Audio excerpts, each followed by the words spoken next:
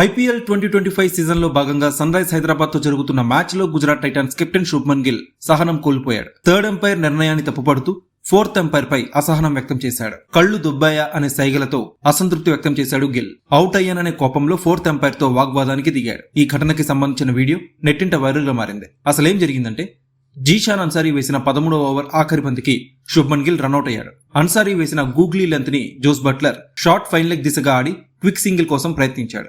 బంతిని అందుకున్న Harshal Patel wicket keeper Heinrich Klaasen కి అందించాడు. హెన్రిచ్ క్లాసన్ బంతిని అందుకుని వికెట్లని గిరాటేయకుండా బంతిని గ్లౌస్ తో స్టంప్స్ వైపుకు నెట్టేశాడు. నాన్ స్ట్రైకర్ శుభ్మన్ గిల్ తన బ్యాట్ ని క్రీజులో పెట్టలేకపోయాడు. దాంతో సన్ రైజ్ హైదరాబాద్ ఆటగాళ్లు అపీల్ చేయగా లెగ్ ఎంపైర్, థర్డ్ ఎంపైర్ సమీక్ష కోరాడు. పలు కోణాల్లో రీప్లేలని పరిశీలించిన థర్డ్ ఎంపైర్ అవుట్ గా ప్రకటించాడు. అయితే బంతి కన్నా ముందే వికెట్లని క్లాసన్ గ్లౌస్ తాకినట్టు కనిపించింది. మరో యాంగిల్లో బంతి నేరుగా వికెట్లను తాకినట్టు కనిపించడం, క్రీజులో శుభ్మన్ గిల్ బ్యాట్ పెట్టలేకపోవడంతో థర్డ్ ఎంపైర్ తన నిర్ణయాన్ని అవుట్ గా వెల్లడించాడు. ఈ నిర్ణయంపై శుభ్మన్ గిల్ అసంతృప్తి వ్యక్తం చేస్తూ మైదానం వీడాడు.